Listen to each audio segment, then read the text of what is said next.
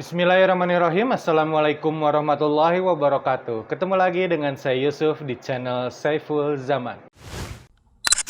Baru-baru ini kita melihat konten viral di mana Baim Wong terlihat menghardik seorang bapak yang meminta Baim Wong untuk membeli barang dagangannya. Nggak sampai di situ aja, Baim Wong setelah menolak bapak itu dengan menghardiknya, Baim Wong malah membagikan uang kepada tukang gojek, tukang warung yang ada di dekat bapak itu posisinya. Alasan yang digunakan Baim Wong kenapa dia tidak bersedia untuk membeli dagangan bapak itu karena Baim Wong merasa tidak suka dengan yang namanya pengemis, tukang minta-minta. Dan Baim Wong juga ingin mengedukasi kepada masyarakat kalau meminta-minta ini bukan sesuatu yang dibenarkan dalam Islam. Nggak baik lah gitu. Lalu hal ini direspon oleh banyak selebritis dan tokoh masyarakat. Mulai dari Takim Malik, Dr. Tirta, sampai Nikita Mirzani. Berbeda dengan Nikita Mirzani yang memilih untuk ketemuan dengan kakek yang akhirnya kita tahu bernama Suhud ini, akun IG Uncle T-Bob menggalang dana hingga terkumpul waktu itu 7 juta rupiah. Yang nggak tahu ya kalau video ini sudah tayang sudah berapa dana yang terkumpul.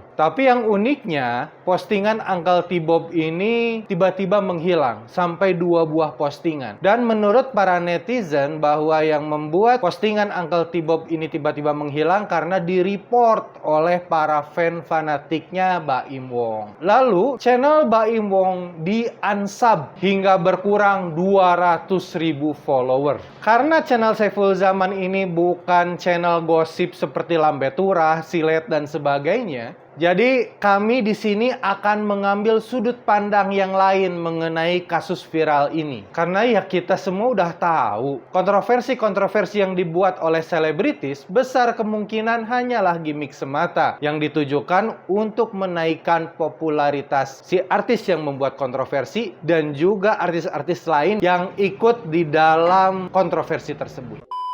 Ya kan kita tahu ya kalau di dunia selebritis ini walaupun di acara gosipnya ini akan selalu ada sosok yang dijadikan antagonis dan akan ada artis yang dijadikan protagonis. Nah untuk sekarang Baim Wong ini yang awalnya protagonis lagi diubah nih karakternya jadi antagonis, dan Nikita Mirzani yang awalnya antagonis sekarang lagi dijadiin protagonis. Ya kalau kehidupan selebriti mah wajar ya, saya mah memaklumi aja kalau misalkan mereka pakai gimmick-gimmickan, drama-dramaan gitu ya. Toh mereka tujuannya untuk menghibur. Masalahnya gimmick-gimmickan gini ini terjadi juga di dunia politik. Kan kita lihat ada sosok-sosok yang berusaha untuk dicitrakan baik, katakanlah Ridwan Kamil, Ganjar Pranowo, lalu ada Jokowi. Lalu ada pula tokoh-tokoh yang dicitrakan buruk, Abu Janda, Ade Armando, Densi. Terus ada yang perempuan itu satu, lalu yang terbaru ini ada Giring. Tujuannya apa? Mereka dicitrakan buruk biar saat orang yang berusaha untuk dicitrakan baik ini melakukan kesalahan-kesalahan masih ada yang kelihatan lebih buruk gitu.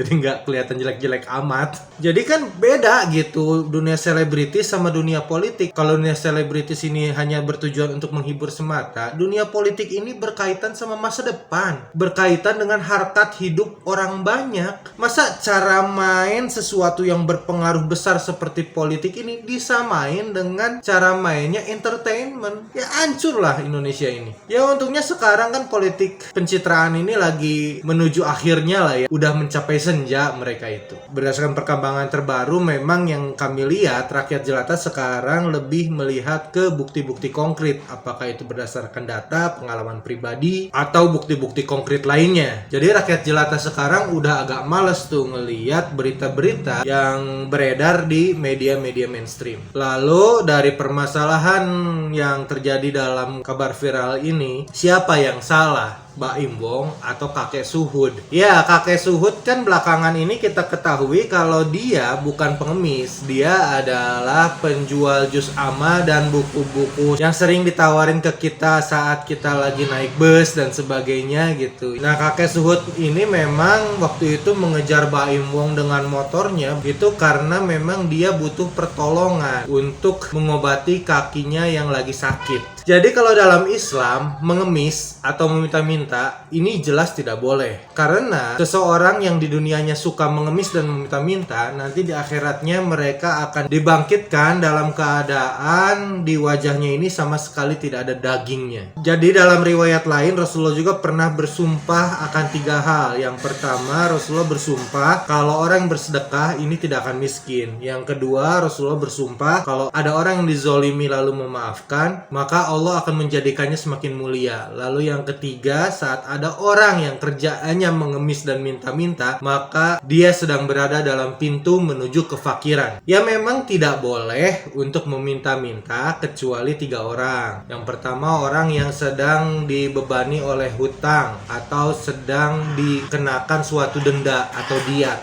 Lalu orang yang sedang ditimpa musibah sehingga kehabisan uang. Lalu yang ketiga adalah orang yang sedang ditimpa kefakiran dan ada saksi sebanyak 3 orang yang mengakui kalau dirinya memang seorang fakir dan sulit hidupnya. Jadi pada dasarnya menolak yang meminta-minta ini boleh. Jadi Baim nggak salah soal menolak untuk memberikan, itu hak dia. Cuman penolakan ini ada adabnya. Jadi di Ad-Duha ayat 10, kalau ada yang meminta-minta, kita tidak boleh menghardiknya. Tidak boleh kasar. Jadi bukan dilarang nolak ya, tapi tidak boleh menolak dengan kasar.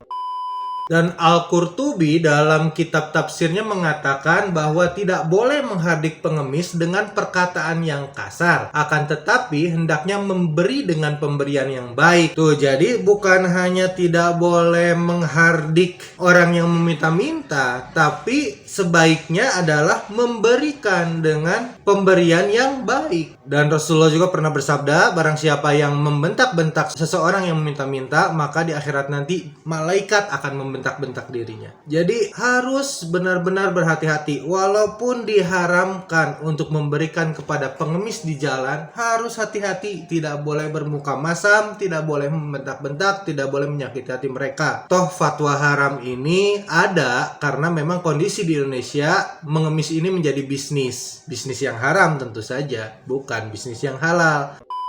Ya, sebelum saya tutup, apabila ada sahabat sekalian yang berpikir kalau konten-konten yang Baim angkat selama ini adalah konten-konten sedekah, ria, dan sebagainya, saya ingin menjelaskan bahwa yang namanya sedekah ini memang diperbolehkan untuk dilakukan secara sembunyi-sembunyi atau secara terang-terangan. Karena kalau secara sembunyi-sembunyi kan untuk diri kita sendiri, kalau terang-terangan untuk dakwah gitu kan ya. Dan keduanya juga sama-sama memberikan manfaat, baik secara sembunyi-sembunyi ataupun secara terang-terangan. Cuman kalau ditanya mana yang lebih baik, maka akan lebih baik yang sembunyi-sembunyi, dimana saat tangan kanan kita bersedekah, tangan kiri kita tidak tahu. Begitupun sebaliknya. Kenapa sembunyi-sembunyi lebih baik? Karena sembunyi-sembunyi ini lebih aman dari perbuatan ria daripada yang terang-terangan. Jadi sekiranya kalau kita nggak sanggup untuk secara terang-terangan, ya kita lakukan secara sembunyi-sembunyi. Ria ataupun tidak, itu urusannya Baim Wong. Dan hanya dia yang tahu apa yang dia niatkan, apa yang dia rasakan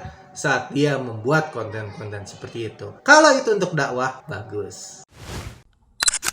Terima kasih telah menonton video ini sampai akhir. Apabila para sahabat sekalian tertarik untuk menyumbangkan sebagian harta sahabat untuk pembangunan pusat dakwah Al-Quran di daerah Jatinangor yang proyeksinya ini akan menjadi yang terbesar di Jawa Barat, silahkan sahabat mendonasikan sebagian harta sahabat sekalian ke nomor rekening berikut ini dan mengkonfirmasinya ke nomor kontak berikut ini. Jangan lupa like, share, dan subscribe channel ini. Sampai jumpa di video selanjutnya.